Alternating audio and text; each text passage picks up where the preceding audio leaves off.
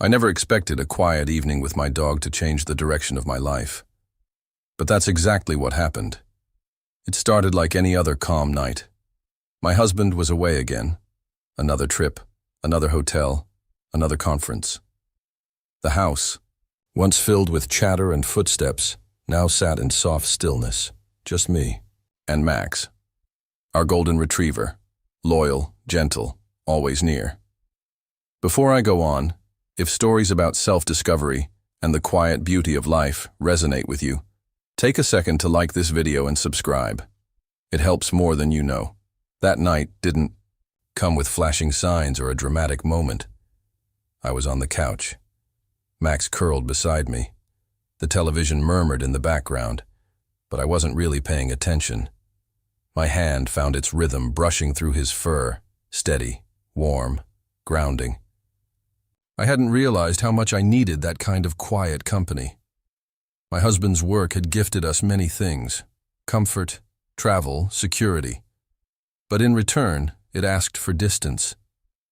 And the silence it left behind had grown loud. I used to convince myself it was fine, that loneliness was just part of the deal.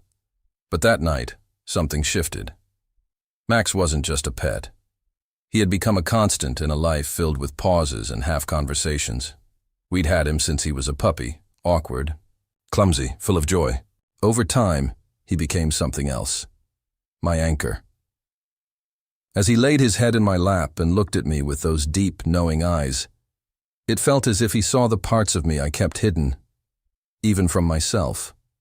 The loneliness, the ache, the longing for something more. We had everything people said we should want, but I felt like I was fading in a picture-perfect frame. My husband and I shared a home, but not much else anymore. Our conversations were brief, our moments shallow. Yet Max was there.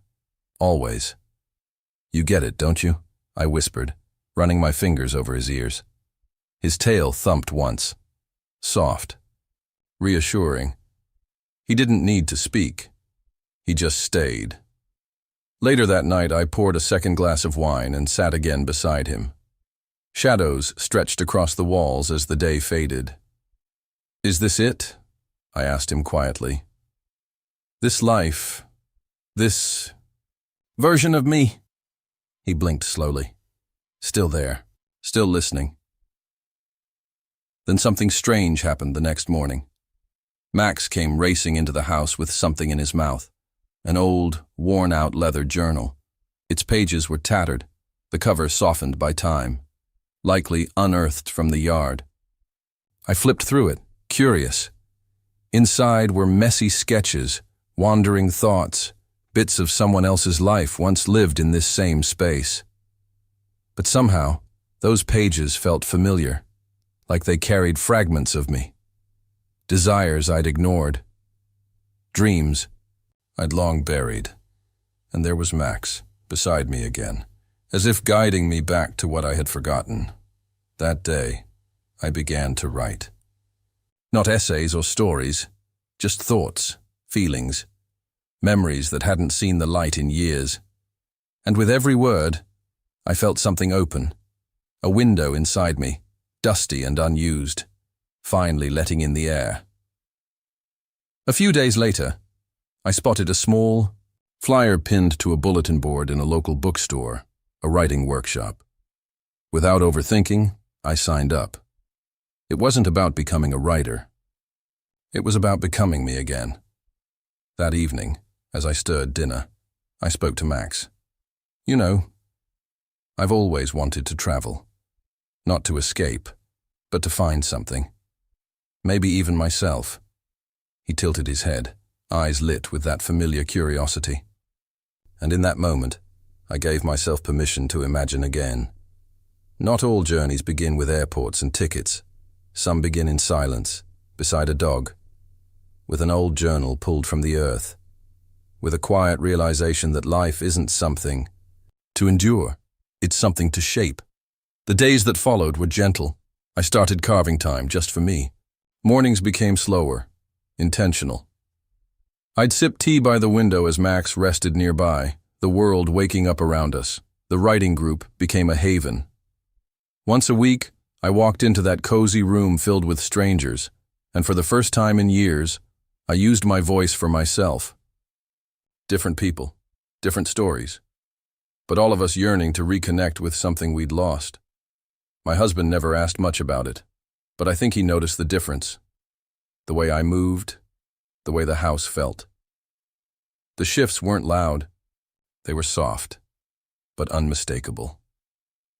One night, after another workshop, I returned home.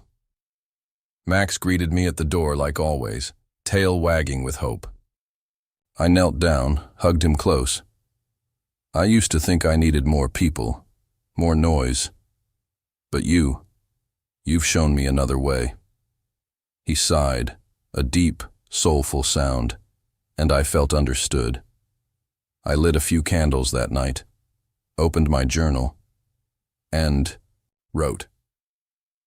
I wrote about the version of myself that used to laugh freely, draw without reason, wander without a destination. She had been gone a long time, but now I could feel her returning.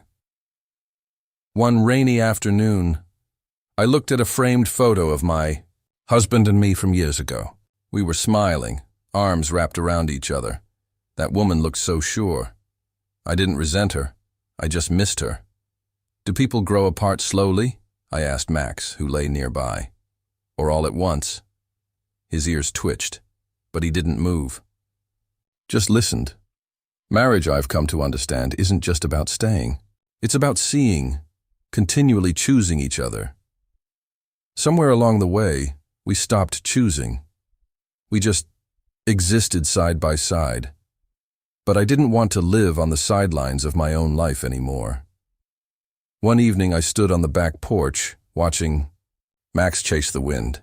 His joy was wild and free. I whispered, I want that, not escape, but freedom. Freedom to feel, to grow, to matter. And I made myself a quiet promise, not to run, not to destroy, but to reclaim. Bit by bit.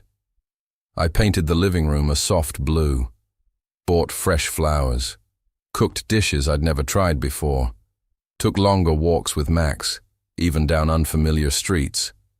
I said no more often, and yes to the things that made me feel alive. My husband returned from another trip. I saw his pause at the door, the subtle shift in his eyes as he took in the music, the food, the warm light. I don't know what he felt, but I knew what I felt. This was a beginning. Max never left my side. Through the silence, the doubts, the rediscovery, he was there. My quiet companion, my mirror. And one afternoon in the park, I watched him sniff wildflowers, tail wagging like everything was exactly as it should be. You saved me, I whispered. He looked up, eyes deep, kind, patient. And for the first time in a long time, I felt whole.